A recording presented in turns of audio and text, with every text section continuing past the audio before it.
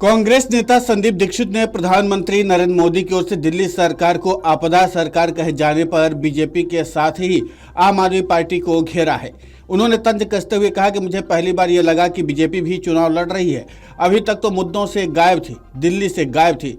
समझ में नहीं आ रहा था, हमें ऐसा लग रहा था कि बीजेपी और आम आदमी पार्टी में आपस में कुछ बातचीत हो गई होगी।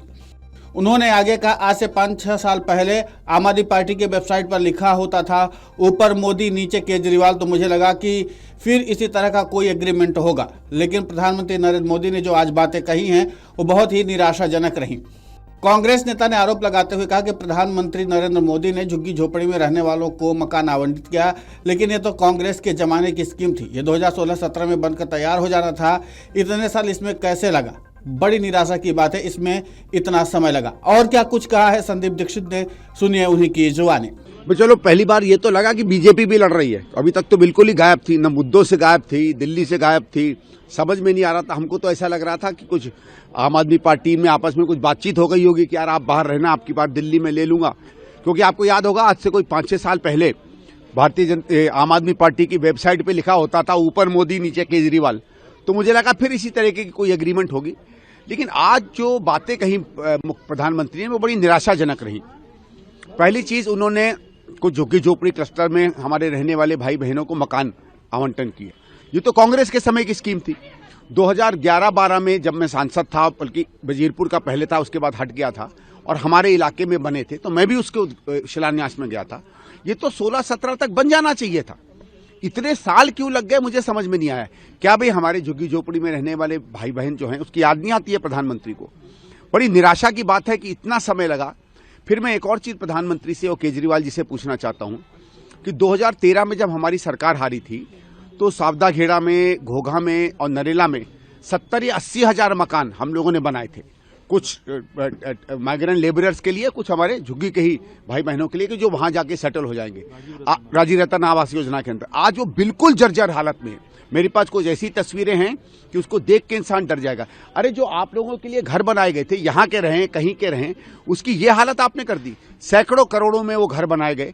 बिल्कुल आज ये हालत है कि उसमें आप आदमी छोड़िए, जानवर भी नहीं जा सकता, गिर पड़ेंगे।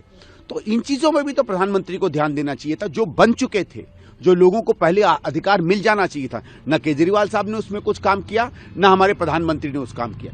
मैं तो ये कहता हूं कि जो हमारे 70-80 हजार मकान जो बनाए गए थे भाई बहनों के लिए, उसके टूटने टाटने पर दोनों प्रधानमंत्री और केजरीवाल साहब को उसका जवाबदेही बनानी चाहिए। एक और चीज आज प्रधानमंत्री ने की, जो आप लोग बता रहे थे कि कॉलेज का एक शिलान्यास किया है। हमारे बच्चों को बहुत दिक्कत हो रही है, दिल्ली में जगह नहीं मिल रही है, कहाँ जाएं पढ़ने को। दिल्ली यूनिवर्सिटी जो हिंदुस्तान की बेहतरीन यूनिवर्सिटी है, वहां आज दिल्ली के बच्चों को जगह नहीं मिल पा रही है। क्यों नहीं नए कॉलेज खोले? हमारे केजरीवाल साहब ने कहा था 10 साल पहले कि मैं 70 कॉलेज खोलूंगा। 70 छोड़ो, एक नहीं खोल पाए। प्रधानमंत्री एक कॉलेज नहीं खोल पाए। भाई शीला जी के समय तो 6 नई यूनिवर्सिटियां बन गई थी दिल्ली में। आप भी एक आध कुछ बना देते ना, बच्चे हमारे पढ़ पाते।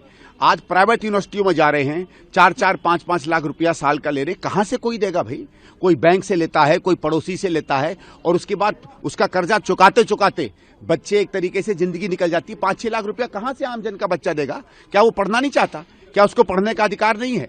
सिर्फ क्या स्कूल खोल देना ही काफी है? तो आज मुझे लगता है प्रधानमंत्री ने जो किया वो निराशाजनक था। और प्रधानमंत्री भी वही कर रहे हैं जिस पे हम लोग केजरीवाल साहब पे कह रहे हैं कि वो भी चुनाव के पहले सारी घोषणाएं कर रहे हैं और प्रधानमंत्री भी चुनाव के पहले घोषणाएं। संदीप दीक्षित ने आगे कहा कि मैं एक और बात प्रधानमंत्री नरेंद्र मोदी और अरविंद केजरीवाल जी से पूछना चाहता हूं कि जब 2013 में हमारी सरकार थी तो घोघा और नरेला में 70 या 80 हजार मकान हम लोगों ने बनाए थे। कुछ प्रवासी मजदूरों के लिए और कुछ झुग्गी झोपड़ियों में रहने वाले हमारे भाई बहनों के लिए बनाए गए थे। आज वो बिल्कुल जर्जर हालात में है। मेरे पास कुछ ऐसी तस्वीरें हैं जिसको देखकर इंसान डर जाएगा। उन्होंने हमला बोलते हुए कहा कि लोगों के लिए जो घर बनाए गए थे उसकी आपने ये हालत कर दी। आज उसकी ये हालत है कि वहाँ जानवर भी नहीं रह सकता है, वो गिर पड़ेंगे। तो इन सब चीज़ों को लेकर के भी प्रधानमंत्री नरेंद्र मोदी को ध्यान देना चाहिए। लोगों को जो अधिकार पहले मिल जाना चाहिए था उसमें ना अरविंद केजरीवाल साहब ने कुछ काम किया और ना ही हमारे देश के प्रधानमंत्री ने कुछ काम किया। मैं तो कहना चाहता हूं कि 70-80 हजार मकान जो भाई बहनों के लिए बनाए गए थे, जर्जर हालत के लिए प्रधानमंत्री नरेंद्र मोदी और अरविंद केजरीवाल को जवाबदेही बनानी चाहिए। Video desk अमरउजाला.com। अमर उजाला जीवांजलि के सारथी की मदद लें और महाकुंभ में स्नान जरूर करें।